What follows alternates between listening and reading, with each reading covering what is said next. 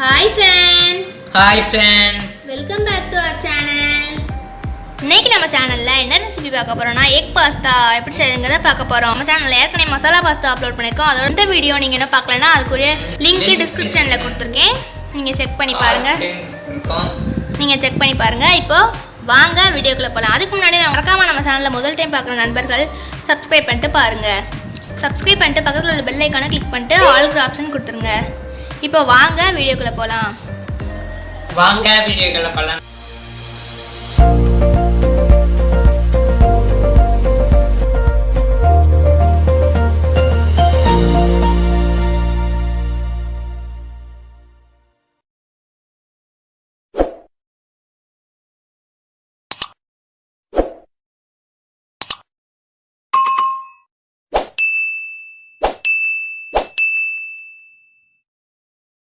இப்போ ஒரு பவுலில் 2 கப் வாட்டர் ஆட் பண்ணி அதை நல்லா பாயில் பண்ணி எடுத்துக்கோங்க.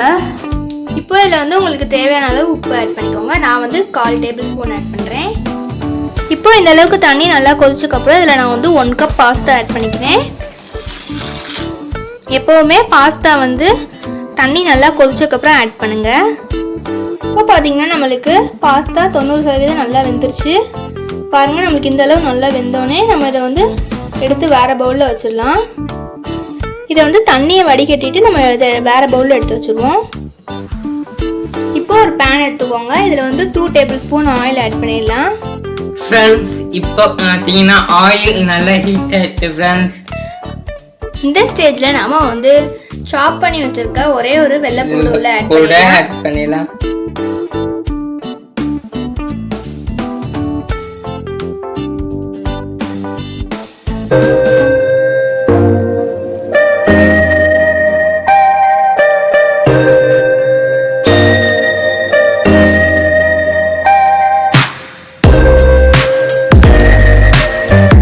உங்களுக்கு இந்த மாதிரி வெள்ளைப்பூடு சேர்க்க பிடிக்கலன்னா நீங்கள் 1 டேபிள் ஸ்பூன் இஞ்சி பூண்டு விழுது ஆட் பண்ணிடலாம்.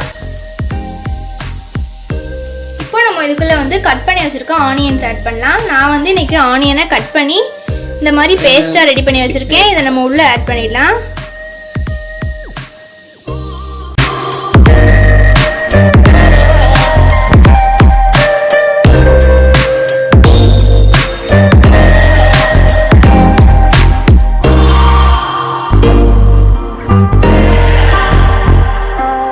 அதாவது நம்ம ஆக்சுவலி ஆனியனை கட் பண்ணி உள்ளே போட்டோன்னா நம்ம எந்த அளவுக்கு கோல்டன் ப்ரௌன் ஆகிற வரையும் வதக்குவோமோ அதே மாதிரி தான் இதையும் பண்ணணும். நீங்கள் ஆனியன்ஸை சாப் பண்ணியும் ஆட் பண்ணலாம்.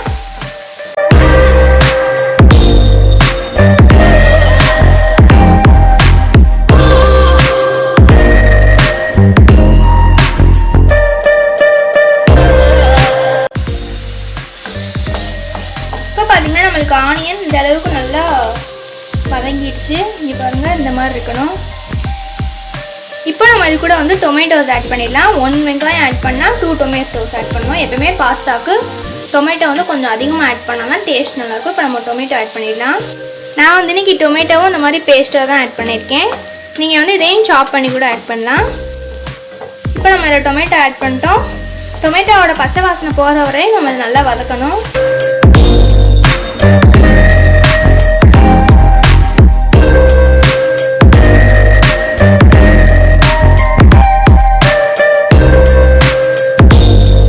பார்த்தீங்கன்னா நம்மளுக்கு தக்காளி நல்லா வதங்கிடுச்சு. நம்ம இந்த ஸ்டேஜில் தேவையான அளவு உப்பு ஆட் பண்ணிடலாம். இப்போ தேவையான அளவு மஞ்சள் தூள் நான் 1/4 டீஸ்பூன் ஆட் பண்ணுறேன்.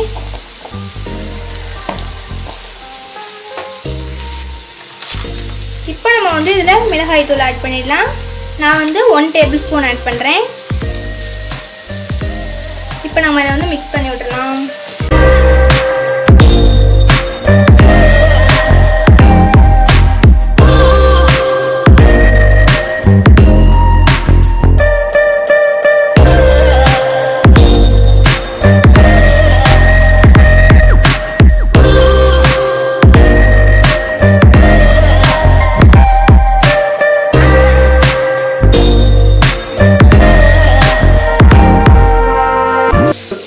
பார்த்தீங்கன்னா மசாலா பச்சை வாசனை போகிற அளவு நம்ம அதை நல்லா வதக்கணும். ஒரு 2 மினிட்ஸ் நல்லா அது வந்து லோ ஃப்ளேம்லேயே வச்சுருங்க.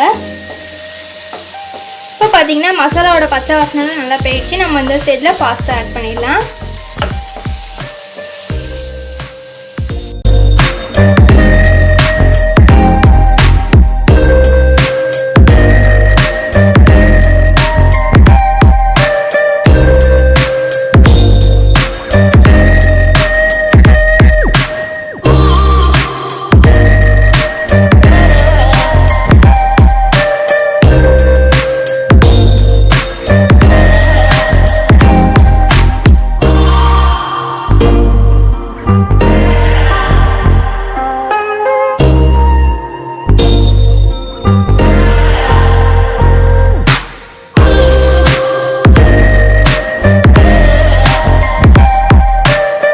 வந்து மிக்ஸ் பண்ணி விட்டாச்சு. ஒரு 5 மினிட்ஸ் வந்து லோ ஃப்ளேமில் அப்படியே விட்டுருங்க.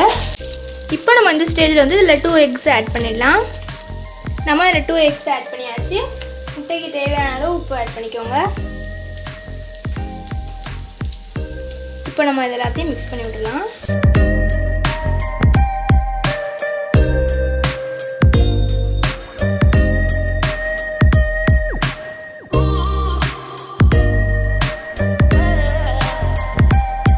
இதை வந்து லோ ஃப்ளேமில் ஒரு 2 மினிட்ஸ் அப்படியே இருக்கட்டும். அவ்வளோதான் ஃப்ரெண்ட்ஸ், நம்ம இதை வந்து ஸ்டவ் ஆஃப் பண்ணிட்டு எடுத்து சர்வ் பண்ணிடலாம். அவ்வளோதான் ஃப்ரெண்ட்ஸ், நம்மளோட எக் பாஸ்தா ரெடி ஆயிடுச்சு. டேஸ்ட் பண்ணி நம்ம தம்பியை கூப்பிடலாம். ஹாய் ஃப்ரெண்ட்ஸ், வாங்க அக்கா செஞ்ச முட்டை பாஸ்தா சாப்பிடலாம்.